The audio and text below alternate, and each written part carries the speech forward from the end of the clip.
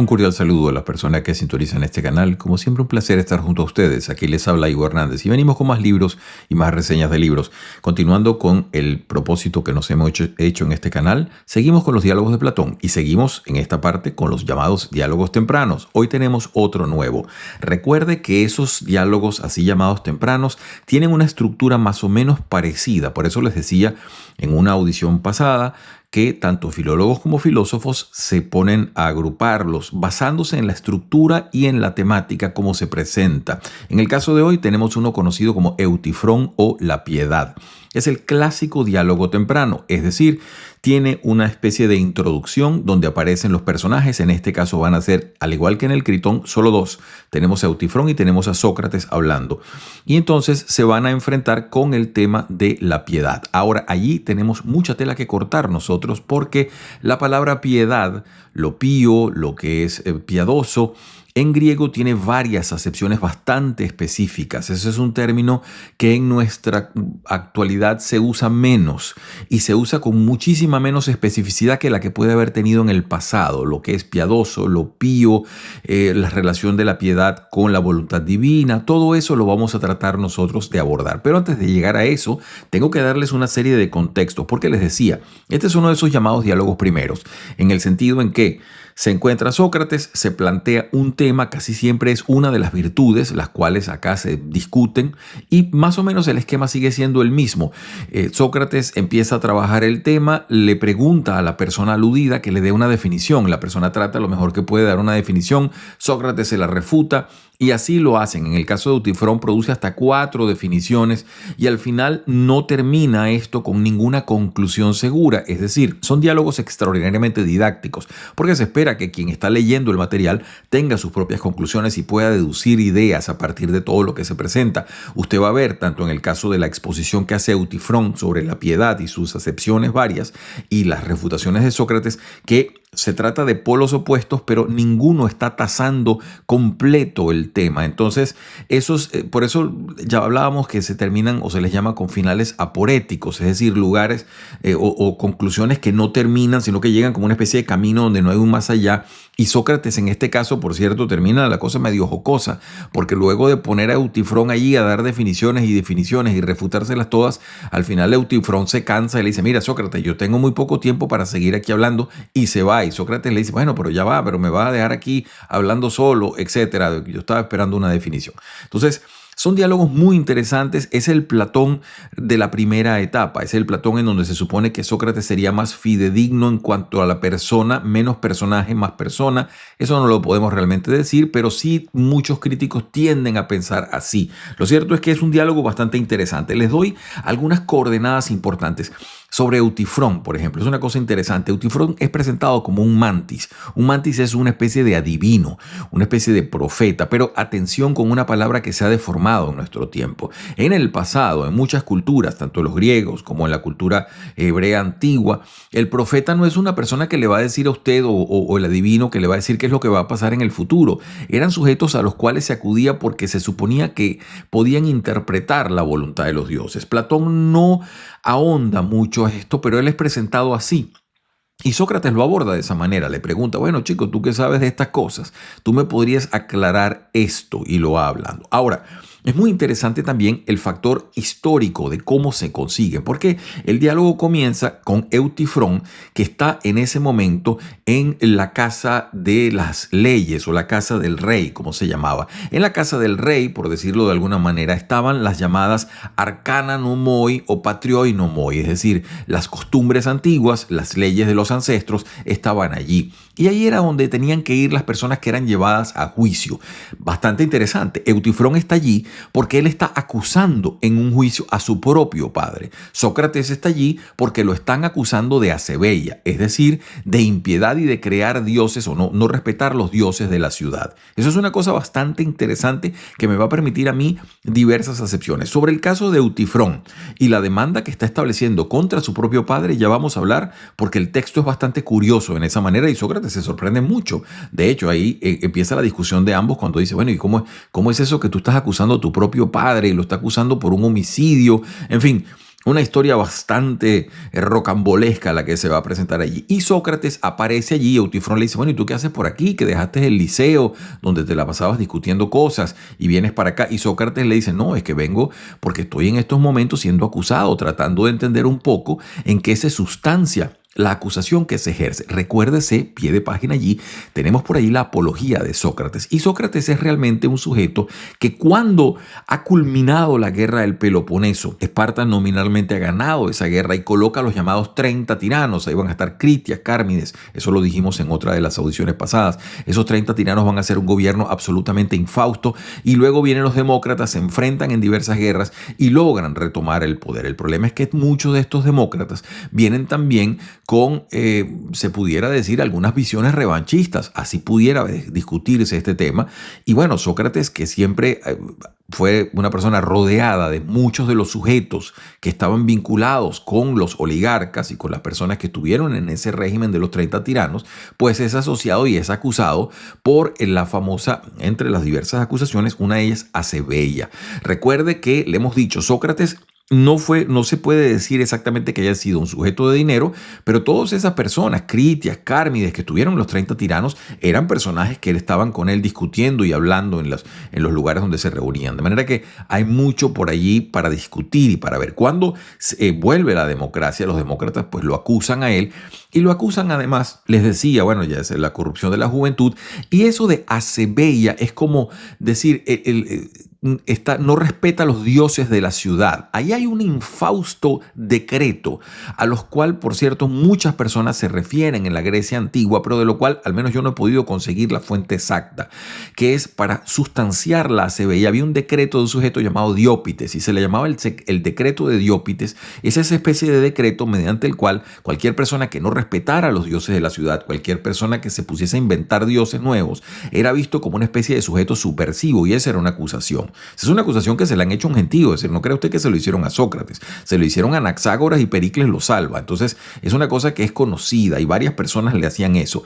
Sócrates se la pasaba, cuando él hablaba, hablando o citando una especie de daimon. Atención con esa palabra, no piense usted en demonio. Un daimon, él piensa como una especie de conciencia que le hablaba.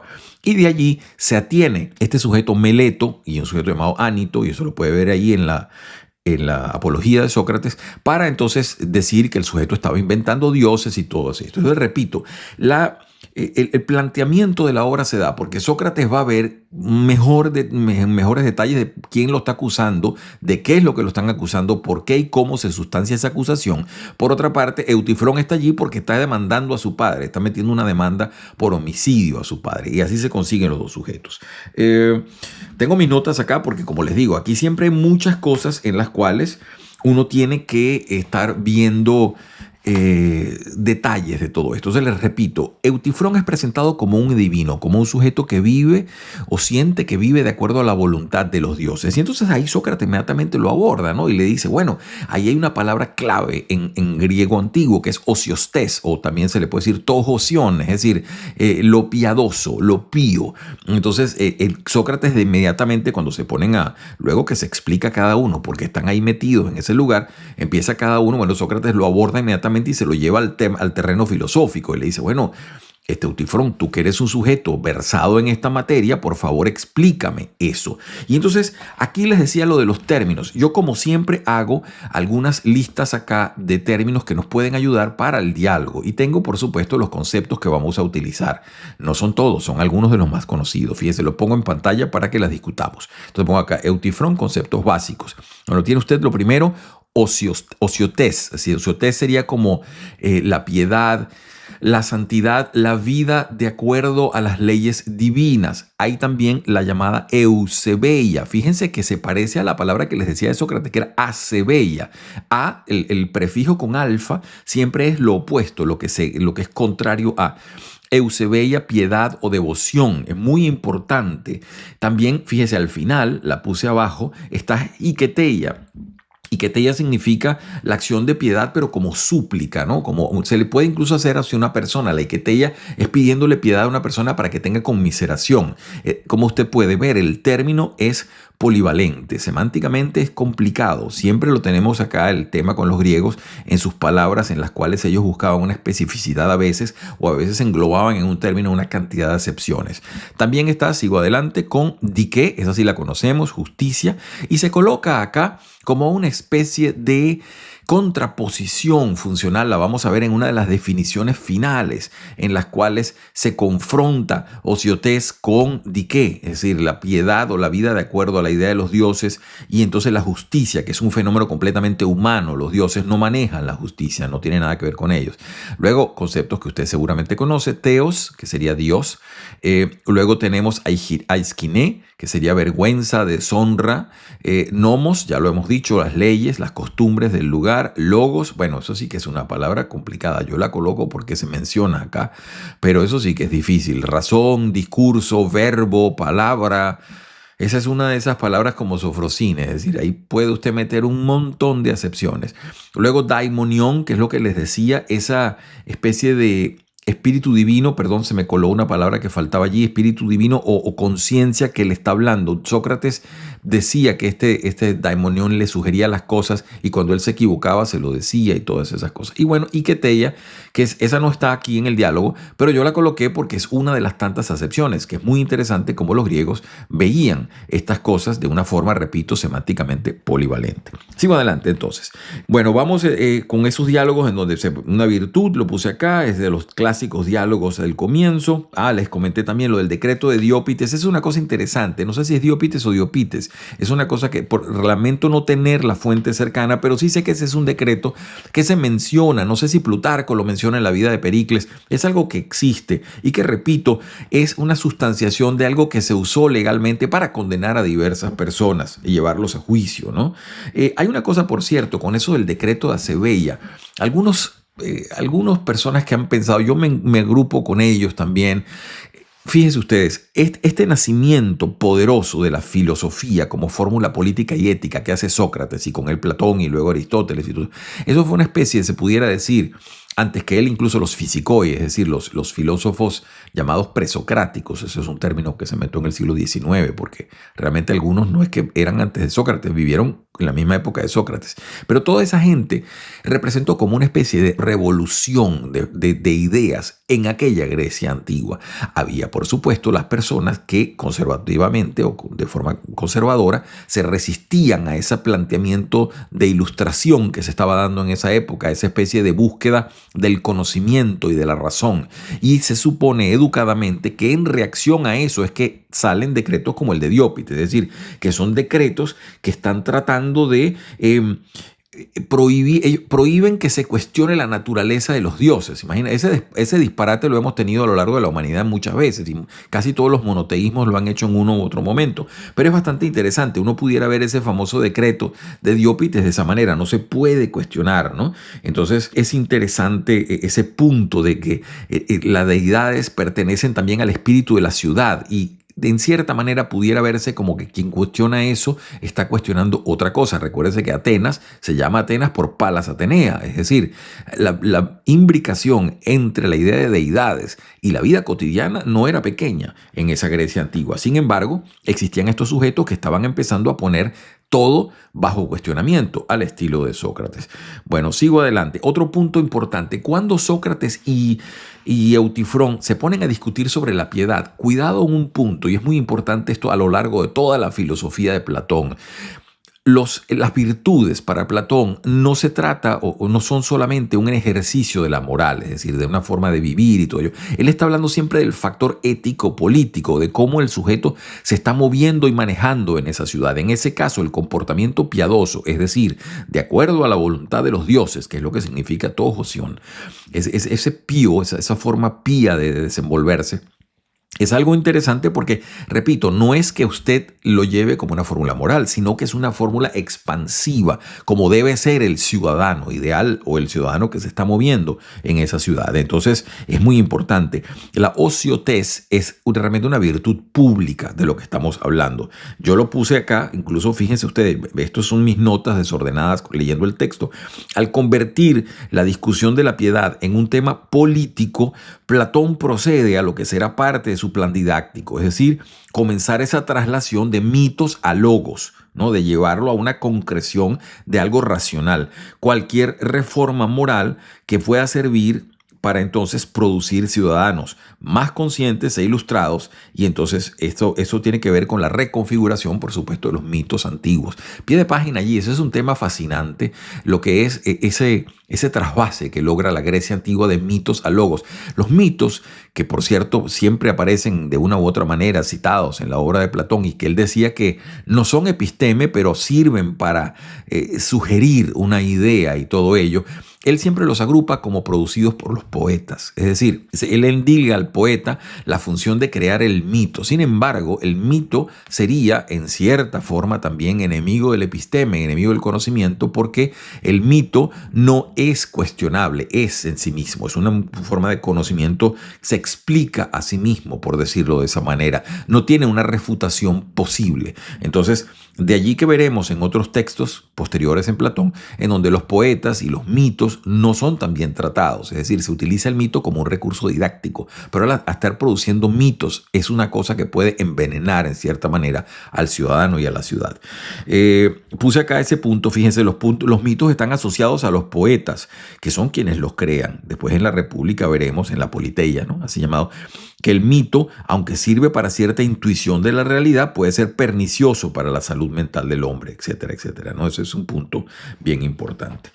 Les decía, bueno, Eutifrón está presentado como un mantis, es decir, como un sujeto que es adivino y todo ello. Paso entonces a la estructura del diálogo, que no es muy largo. Este es otro de esos diálogos cortos que usted se lo puede leer relativamente media hora, 45 minutos más o menos. Lo que sí que va a tener que volver a él, como le hemos dicho, porque Platón no se nutre de las lecturas, sino de las relecturas que uno hace.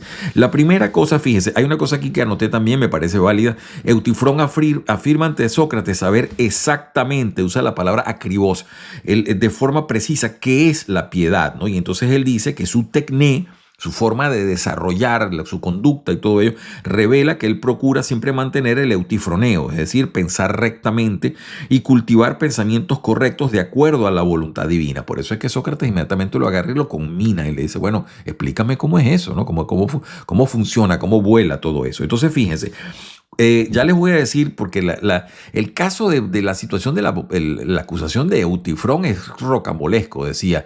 El sujeto más o menos así, después se los leo porque es corta la exposición que él mismo hace, pero es más o menos así. El sujeto tiene un terreno, tiene unos criados, un criado se emborrachó y mató a otro criado. Entonces el papá de Eutifrón agarró a ese criado que mató al otro y lo amarró, y entonces se fue a buscar a un exégeta, que eran los sujetos que interpretaban algunas leyes y tal. Total que el papá no sé cómo lo amarraría y no se sabe cuánto se tardó, pero el sujeto amarrado se murió. Entonces Eutifrón lo está llevando a la justicia por la situación que ha sucedido. Entonces, bueno, ya les voy a leer cómo lo plantea. Bastante rocambolesca la cosa. Lo cierto es que entonces Sócrates lo pone a que le explique. Bueno, defíneme entonces osioteses, esta forma piadosa de actuar de acuerdo o en consonancia con la voluntad divina. Y fíjense, aquí tengo, ¿no? La primera definición de piedad, Eutifrón dice, es exactamente lo que yo hago ahora, ¿no? Ahí volvemos a lo que decía el tecné de Eutifroneo. Él está diciendo, bueno, lo que estoy haciendo es justamente lo pío. Entonces Sócrates, bueno, ahí mismo lo refuta, le dice, bueno, un momentico, lo que tú me estás dando es simplemente un ejemplo particular. Yo no puedo a partir de un ejemplo particular sacar una deducción universal, ¿no? Y entonces ahí, bueno, dice Eutifrón, ok, no hay problema. Entonces dice, bueno, Eutifrón dice, piadoso o lo pío, repito, ¿no? Osiotes, oción, sería aquello que es amado por los dioses. Bueno, ahí Sócrates inmediatamente le cae encima y le dice, bueno, un momento, los dioses tienen opiniones bastante divergentes. A veces uno favorece una y otro favorece otra. Tú me explicarás entonces de qué estamos hablando, porque cuáles dioses y cómo sería la cosa. Pie de página allí muy importante. La idea de Dios para los griegos es una idea bastante diferente, y por ello toda esa cosmogonía y de lo divino es bastante diferente de la actual que se puede manejar. La mayor parte de nuestras civilizaciones están basadas en monoteísmos. El monoteísmo cristiano, el monoteísmo judío, el monoteísmo del Islam. Entonces tiene usted una especie de Dios que se las sabe todas, que es toda cosa. El alfa y la omega se define a sí mismo, ese Dios. Es un sujeto además celoso que no permite competencia y todo aquello, y tiene una cantidad de cualidades muy particulares que lo singularizan con respecto a la creación. En el caso de los dioses griegos, la cosa es mucho más desordenada y atrabiliaria. Es decir, los dioses griegos, si usted tiene que establecer cuál es la diferencia entre los dioses y los mortales, es básicamente que los dioses eran inmortales y los mortales se tenían que morir. Entonces ahí está una especie de gran, se puede decir, gran quebradura o gran partidura de todo ese discurso, pero en el sentido en que eran bastante humanos en los disparates que cometían, eso se puede ver. De hecho, si usted tiene la oportunidad de leer grandes obras como la Ilíada, y verá entonces allí, o la Odisea, que los dioses toman partidos por unos sujetos u otros, como si fuese un partido de fútbol, ni más ni menos. Es decir, unos favorecen a uno y se ponen bravos y favorecen al otro y dice, déjalo quieto, vamos a hacer esto. Entonces, por eso la refutación de Sócrates, cuando él dice, no, Eutifrón dice, no, eso es lo amado por los dioses. Sócrates dice, bueno, ¿cuáles dioses? Porque que yo sepa, hay unos dioses que dicen una cosa. Entonces Eutifrón va para la tercera definición y dice, bueno, un momento, Sócrates, tienes razón. Entonces lo piadoso es aquello que es amado por todos los dioses y agrupa de esa manera eso. Entonces vuelve la refutación con Sócrates y entonces dice, viene la refutación que es un poco jabonosa de Sócrates, pero que es bastante interesante. Y entonces él le dice, un momento, Eutifrón, lo piadoso es lo que es, lo copié exactamente, dice, ¿es lo piadoso amado por los dioses porque es piadoso o es piadoso porque es amado por los dioses? Ahí le refuta la definición y se la vuelve como un problema circular. Entonces, bueno, ¿qué es lo que es? ¿Es amado porque se le ama o es amado porque naturalmente es piadoso? Entonces, ahí revuelve la situación. Y entonces Eutifrón empieza ya un poco más acorralado a tratar de identificar la piedad con cierta manera de justicia. Y ahí se mete un resbalón porque, bueno, por supuesto, la piedad, y si estamos hablando de acuerdo a leyes divinas, el trasvase de eso es una especie de justicia, que es siempre una creación humana. La justicia es una creación absolutamente de los hombres. Entonces, bueno, ahí eso sí que no vuela. Y entonces Sócrates lo estrella diciendo, bueno, tú lo que me estás presentando aquí es una especie de toma y daca con los dioses en las cuales yo tengo que hacer una cosa para que ellos hagan otra. Y ahí la situación se pone difícil. Yo puse al final, dice, aquí Eutifrón, en la cuarta definición, el cuarto intento, trata de presentar a la piedad como una forma de servicio a los dioses, pero no logra determinar cuál es el beneficio que obtendrían los dioses de este servicio. Es decir, si usted le ofrece a los dioses una ofrenda, si mata un pollo o si mata un animal y se lo pone allí, Sócrates le dice, bueno, pero ¿en qué estás beneficiando tú a un dios que es realmente el dueño de la creación o está más allá de la creación? Entonces tú lo que me estás planteando es una especie de trueque aquí. Eso no es realmente vivir de acuerdo a las leyes de los dioses. ¿Quién se está beneficiando de todo esto? ¿Tú estás haciendo eso porque lo necesitas o no? Como ustedes pueden ver, es decir, aquí nos estamos nosotros enfrentando, por una parte, a una cosa que parece una discusión de dos sujetos, pero por otra parte, a algo realmente complejo, como es la relación del hombre con lo divino y con una vida de acuerdo a las leyes de los dioses. Esto es algo que el cristianismo va a profundizar muchísimo en la Edad Media, durante muchísimo tiempo. Un libro escrito por Tomás Kempis que se llama La imitación de Cristo era uno de los vademecum de muchos cristianos, es decir, el libro que va conmigo, ¿no? Que es importante, y así como ese, varios. Entonces, ¿cómo ustedes pueden ver? La idea de vivir de acuerdo a leyes hechas o planteadas por una divinidad o de vivir en consonancia con una especie de ética universal de lo divino también es importante y va con todo ello. Bueno, como les he dicho y casi siempre, tengo acá la obra de Platón por Gredos. Usted puede usar otras. Yo me he estado usando esta porque es la que tengo a mano. Pero les repito, aquí están casi todos los diálogos primeros agrupados. Espero, si seguimos en este plan de avance, que podamos tener luego otros de los tomos. Son 9 en total. Y aquí están, como les decía, de estos. Pero es que son cortitos. En el caso del Eutifrón, que usted lo puede ver ahí, fíjese, Apología, Critón, Eutifrón, ahí nos vamos a quedar. Es un diálogo cortito, muy interesante. Entonces paso ya a darle lectura al texto. Vamos a ver cómo nos trata el tiempo. Estamos un poquito apremiados. Vamos a leer un par de cosas y el resto con la tarea. Si le interesa esto de buscar el diálogo, se consigue en internet. Esto no son cosas muy difíciles. Hay traducciones diversas que usted puede acceder a ellas y entonces puede darse cuenta de todas estas cosas. Fíjense, empiezo yo el discurso de Eutifrón. Y dice aquí en la página 222, dice Eutifrón, ¿qué ha sucedido, Sócrates, para que dejes tus conversaciones en el liceo y emplees tu tiempo aquí en el pórtico del rey? Pues es seguro que tú no tienes una causa ante el arconte rey como yo la tengo. A esto mío, Eutifrón, los atenienses no lo llaman causa, sino acusación criminal. Fíjense ustedes el rango de las cosas y cómo va a parar Sócrates para allá para enterarse de la sustanciación de la demanda contra él. Y dice Eutifrón, ¿qué dices? Según parece, alguien ha presentado contra ti una acusación criminal. Pues no puedo pensar que la has presentado tú contra otro. Y dice Sócrates, no, ciertamente no. Pero sí uno contra ti, exactamente. ¿Y quién es ese hombre? No lo conozco yo mismo, Eutifrón, pues parece que es joven y poco conocido. Según creo, se llama Meleto y es del demo de Piteo, por si conoces a un Mileto de Piteo de pelos largos, poca barba y nariz aguileña.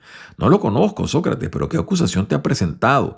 ¿Qué acusación? Me parece que de altas aspiraciones, en efecto, no es poca cosa que un joven comprenda un asunto de tanta importancia. Según dice, él sabe de qué modo se corrompe a los jóvenes y quiénes los corrompen. Es probable que sea algún sabio que, habiendo observado mi ignorancia, viene a acusarme ante la ciudad como ante una madre de corromper a los de mi edad, a los de su edad, perdón. Y entonces ahí viene, y luego sustancia la cuestión de la acebella, que es lo de la piedad. Entonces, bueno, ahí se plantea todo eso. Entonces, bueno, pues, por supuesto, Sócrates viene y le dice, bueno, ¿y tú por qué estás aquí? Tú estás demandando a alguien. Y entonces Eutifrón dice exactamente lo siguiente. En este caso, él está acusando a su padre. Dice, en este caso, el muerto era un jornalero mío. Como explotamos una tierra en Naxos, estaba allí a sueldo con nosotros. Habiéndose emborrachado e irritado con uno de nuestros criados, lo degolló. Así pues, mi padre mandó atarlo de pies y manos y echarlo a una fosa y envió aquí a un hombre para informarse del exégeta, que les decía, esto de los exégetas son una especie de miembros, que eran unos miembros vitalicios, unos sujetos que tenían unas interpretaciones sobre la ley. El papá mandó a buscar a informarse del exégeta sobre qué debía hacer. En este tiempo se despreocupó del hombre atado y se olvidó de él en la idea que como homicida no era cosa importante si se moría. Y es lo que sucedió. Por el hambre, el frío y las ataduras, murió antes de que regresara el enviado al exégeta. A causa de esto están irritados mi padre y los otros familiares porque yo, por este homicida, acusé a mi padre de homicidio sin haberlo él matado, dicen ellos. Y si incluso lo hubiera matado al ser el muerto un homicida, no había necesidad de preocuparse por un hombre así, pues es impío que un hijo lleve una acción judicial de homicidio contra su padre.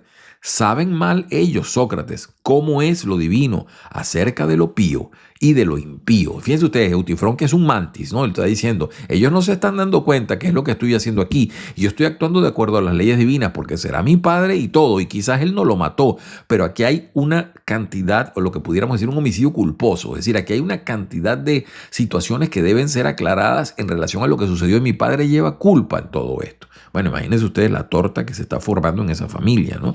Pero bueno, el punto es que Sócrates, que no le interesa mucho ninguna cosa, sino, ajá, muy bien, vamos a hablar de la piedad. Inmediatamente agarra a Eutifrón y dice, bueno, empieza a darme las definiciones de piedad. Y son las que yo les decía, ¿no? Son las 4 definiciones. Yo no se las voy a repetir todas, como les decía.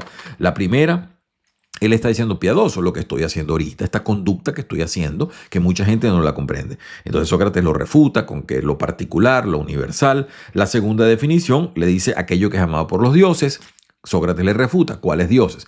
Tercera definición, bueno, aquello que es amado por todos los dioses, las condiciones que no establecen una divergencia posible entre ellos, sino que son amadas por ellos y que los mortales deben entonces seguirlas apropiadamente. La cuarta definición, entonces, una especie de identificación con la justicia y algo así. Tengo más adelante, fíjense una cosa aquí. Es una de las refutaciones interesantes. Sócrates lo enreda a Eutifrón duramente y se ve que, repito, es muy típico de los diálogos platónicos, sobre todo este primer Sócrates, que es como él se definía. Él es un tábano, ¿no? Es una especie de insecto que pica al caballo y lo deja intranquilo y sigue insistiendo buscando el concepto. Dice aquí en la página 228 lo siguiente. Ahora, por Zeus, dice Sócrates, ¿no? Dime lo que hace un momento asegurabas conocer claramente. ¿Afirmas tú que es la piedad respecto al homicidio y a cualquier otro acto? ¿Es que lo pío en sí mismo no es una sola cosa en sí, en toda acción, y por su parte lo impío no es todo lo contrario de lo pío, pero igual a sí mismo y tiene un solo carácter conforme a la impiedad de todo lo que vaya a ser impío. Entonces, bueno, ahí lo está tratando de combinar. Defíneme claramente porque no me está dando vuelta en las cosas. Y entonces, bueno, ahí empiezan las refutaciones que hace Sócrates, una y otra, etcétera. Un punto acá, esto son notas mías en el libro, dice: el problema es que la única diferencia entre humanos y mortales es la inmortalidad, pues ellos también se equivocaban. Entonces uno ve que por eso Sócrates es muy fácil refutarle algunas de las definiciones. En un caso de monoteísmo sería más difícil porque los dioses del monoteísmo cristiano, islámico o judío son dioses perfectos, es decir, Dios es perfecto, no es un Dios que cometa disparate, a pesar de que uno leyendo los diversos textos puede cuestionar algunas de las acciones que son bastante curiosas. No en vano, Kierkegaard, por ejemplo, dedica todo un libro a cuestionar aquello de por qué Abraham agarró a Isaac y le iba a cortar el cuello porque lo mandó Dios y un ángel tuvo que detener aquella cosa porque el sujeto iba a cortar el pescuezo al hijo, es decir, era una cosa que se iba a dar. Entonces uno puede juzgar eso, pero sin embargo hay toda una argumentación en los monoteísmos para justificar la perfección divina, ¿no? Que no es el caso siempre en los griegos. Sin embargo, repito, aquí hay un factor de lo que sería el asentamiento de la ciudad, está basada en eso. Entonces se respetaban los dioses y sus voluntades, más allá del hecho de que pudiesen ser bastante, sí, exóticas en algunos casos, por decirlo de alguna manera. Bueno, fíjense que hay una de las cosas en las cuales cuando él está tratando de decir, bueno, pero es que la piedad es una forma de justicia, de comportarse justamente con los dioses y todo aquello. Entonces, bueno, Sócrates eso no le gusta y empieza a decirle lo siguiente. Dice aquí: ¿qué dices que es entonces lo pío y la piedad? ¿No es de algún modo una ciencia de sacrificar y de orar? Dice Eutifrón: ciertamente, ya Eutifrón está perdido, ya lo tienen arrinconado y está diciendo que sí para salir del paso. Sacrificar no es ofrecer dones a los dioses y orar, hacerles peticiones. Exactamente, Sócrates. Luego, según este razonamiento, la piedad sería la ciencia de las peticiones y de las ofrendas a los dioses. Has comprendido muy bien, Sócrates, lo que he dicho. Y entonces dice: no es cierto que pedir adecuadamente sería pedirles lo que necesitamos de ellos. ¿Qué otra cosa podría ser? Y por otra parte, dar adecuadamente sería ofrecerles a cambio lo que ellos necesitan de nosotros. En efecto, no sería inteligente que alguien ofreciera a uno cosas de las que no tiene necesidad. Dice la verdad, Sócrates, dices la verdad. Luego, la piedad sería para los dioses y los hombres una especie de arte comercial de los unos para los otros, Eutifrón. Bueno, imagínense ustedes, ya lo tiene arrinconado. Indícame entonces, dice Sócrates, qué utilidad sacan los dioses de las ofrendas que reciben de nosotros. Lo que ellos dan es evidente para todo el mundo. En efecto, no poseemos bien alguno que no nos lo den ellos. Pero ¿de qué les sirve lo que reciben de nosotros? ¿Acaso conseguimos tanta ventaja en este comercio que nosotros recibimos de ellos todos los bienes y ellos no reciben nada de nosotros? Bueno, y al final Eutifrón está un poco desesperado, creo yo. Esto es una deducción muy personal, porque por eso les decía lo de los finales aporéticos que existen en estos diálogos. Y llega una especie de final de camino donde no hay una razón suficiente ni una definición suficiente. Y entonces el sujeto pues llega a Eutifrón y sigue este sujeto preguntando y Eutifrón le dice: mira, Sócrates, en otra ocasión, ahora tengo prisa y es tiempo de marcharme. Y dice Sócrates: ¿qué haces, amigo? Te alejas derribándome de la gran esperanza que tenía de tras aprender de ti lo que es pío y lo que no lo es. Me libraría de una acusación de Meleto demostrándole que, instruido por Eutifrón, era ya experto en las cosas divinas y que ya nunca obraría a la ligera ni haría innovaciones respecto a ellas por ignorancia y, además, que en adelante llevaría una vida mejor.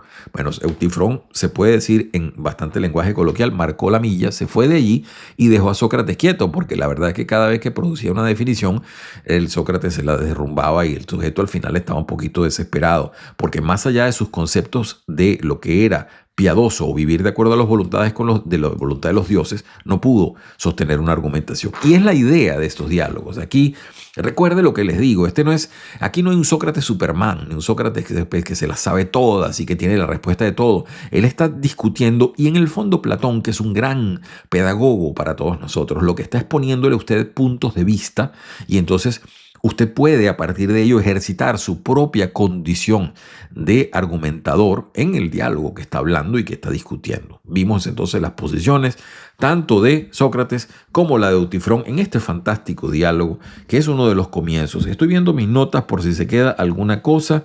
Creo que no se me quedó ninguna. Hay una cosa que le puede servir, pero es una cosa que viene más bien de los llamados presocráticos, sobre todo de Parménides, aquella partidura entre que el conocimiento que manejan los dioses es realmente el episteme y nosotros solo manejamos la doxa, es decir, solo manejamos la opinión.